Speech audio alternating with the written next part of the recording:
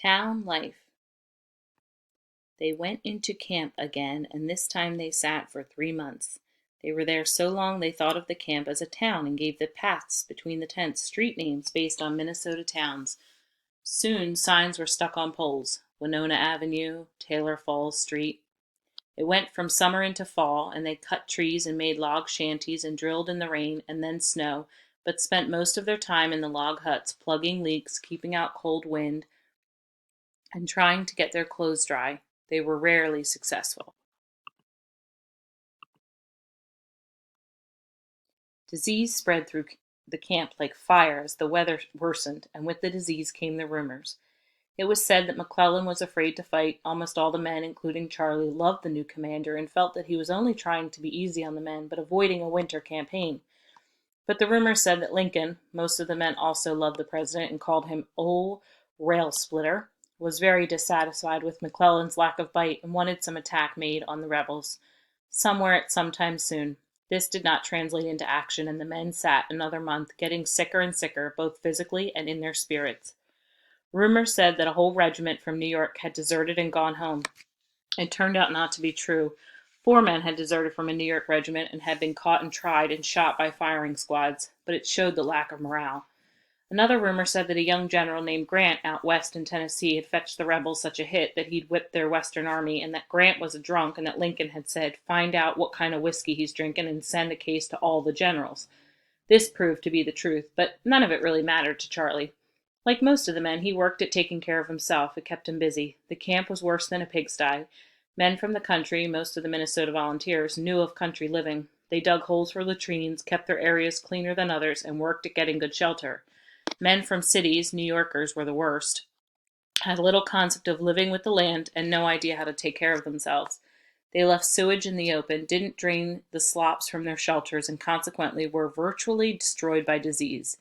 Some New York companies lost more than half their men to dysentery, typhus, measles, and diarrhea, which soon spread to other units. It seems somebody was always either getting sick, was sick, or was getting over something. Charlie and the rest were kept moving, just working at repairing the shelter, keeping it clean, and cooking. The food was simple and for the most part bad. Beans, always beans, salt pork, and coffee. Soon a bakery with wood-fired ovens was going, and bread was doled out to the men. The plan was to give each man a pound of bread a day, but it rarely worked out that well. The sutlers kept plying their trade and brought cakes and pies and cookies to the men, but the prices went up, 50 cents for a cake that tasted as if it was made of wood, and most of the men only bought from the sutlers in dire need. Charlie once relented and bought an apple pie, but when he sat down to eat it, there were only 3 small slices of apple in it and nearly no sugar. If they had the ingredients, housewives on nearby farms cooked and sold meals to the men, but getting food this way was chancy, to say the least. There were over 90,000 men in the camp and perhaps 20 farms where food might be available. To feed all the men 3 meals a day, the farm wives would have had to make 13 to 15,000 meals a day. Besides, the officers seemed to get most of this good food. Officers were initially the only ones allowed whiskey as well. Charlie didn't drink, but like everyone else thought it unfair in the extreme that only officers were considered able to handle it. There was a small mutiny among some of the units, and soon whiskey was made available to all troops, although the enlisted men were to be issued it by the sutlers, a shot a day, to ward off the ague, chill, and fever of winter camp, and were supposed to drink it right where it was issued. There was very little that was fair about the whole situation, at least from Charlie's viewpoint, and it quickly became obvious to him that it was every man for himself. He became adept at camp survival. He pulled his own weight, took his turn gathering food and wood and cleaning and cooking, but he made a private world for himself where he kept his thoughts and knowledge. He worked constantly on his equipment, shining the leather, changing his cartridges if they became damp or seemed even a bit moist, and most of all, tending to his feet and his rifle. "Charlie, you're going to wear that rifle out," a man named Campbell told him one night while they sat by the trench stove. They had learned how to dig a trench a foot wide and a foot deep along the floor of their shelter, then out under a wall and into the open. The trench was covered with flat rocks and a barrel placed over the opening outside to make a passable chimney. When the men built a fire in the trench inside the log hut, the rocks would become hot and heat the whole shelter. Charlie looked up at Campbell, then back to his rifle. He had forgotten none of what had happened. He knew it would come again. It had to come again, because they were here. You did not have any army without a battle. It was what the generals wanted, what they needed, a battle to use their armies. On both sides, it was all up to the generals, the officers. If it was left up to the men who did the killing and dying, there would be no war. Death would still come. I'll be needing this rifle, he spoke down as if talking to the weapon. He did not like to look at people as much as he did once before. He did not like to learn about them. It was better if he didn't know them, become too friendly with them. They died so fast. Psh! We'll be in this camp all winter. They ain't gonna fight when it's cold. Charlie said nothing, but he remembered a night on guard duty. Down along the river, he was put on picket duty, making sure there would be a warning if the Rebs on the other side of the river decided to attack. That night, he was hunkered down behind an oak to get out of the wind. It was so cold. He was reminded of Minnesota, and he heard a voice come from across the river, low and in a soft drawl. "Hey, Union, can you hear me?" Charlie didn't answer. "Bluebelly, are you deaf?" Oh, well, Charlie thought, why not talk to them? What do you want? Just to talk. Maybe do a little trading. Trade bullets, Charlie said. That's all you want?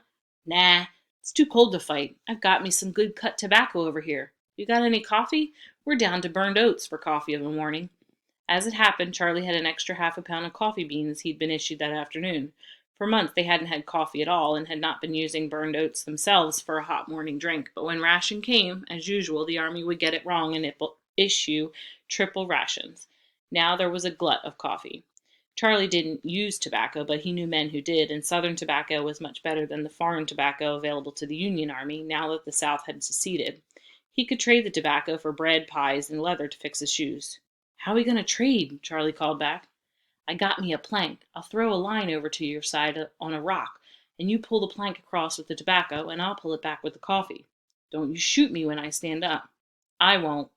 There was a half moon, and Charlie peeked around the oak and watched as a slight figure stood up across the river. He was dressed poorly, his feet wrapped in what looked like sacks, and his coat tattered and worn. Even in the moonlight he could see that the boy's face was dirty. He thought, I probably looked the same, but the Reb looked even younger than Charlie. "Mind the stone," the boy called, and threw a rock with a string tied to it. The river was 40 feet wide, and the string snarled on the first toss, and he had to retrieve it and toss it twice more before the rock made it. Charlie moved from behind the oak and picked up the string. He kept low, couldn't help it, but in a few minutes he had pulled the board across the river and found the tobacco wrapped in a cloth. He wrapped his coffee beans and put the package on the plank. "All right, pull it back," he called, and the piece of wood made its way back across the water. Charlie watched it until it reached the other bank, and then he moved behind the oak, squatted down out of sight, and tucked the tobacco inside his coat. "Hey, Bluebelly, you still there?" "I'm here." "This coffee looks good. Can you get more?" "Some." "Let's trade again tomorrow night. I can get all the tobacco you need." "All right." There was another silence then. "Where are you from, Union?" "Minnesota." "Where's that?" How could he not know where Minnesota was? "Up north, north of Iowa." "Oh, I'm from Alabama. You a farmer?" "I worked on farms." "Me too. What do you grow?" "Potatoes, corn, squash, wheat, and oats and barley." "Same as us, except we have greens and baccy and some rice in the bottoms. This is right stupid, ain't it?" "What?" Here we be, both farmers, talking and trading goods, and tomorrow or the next day we got to shoot at each other." "I hope," Charlie thought, "you don't hit me." "Ain't it stupid?" the boy asked. "Yes. I've got to go now. My trick is up. I'll yell for you tomorrow night." And that was it. There was no further talk or trading because an officer had heard Charlie and jumped him about speaking to the enemy. And the same must have happened to the Reb because the next night Charlie leaned against the oak and somebody fired from the other side of the river and drew splinters off the tree 4 feet over his head. The truce was over. Permission for this recorded granted by the publisher.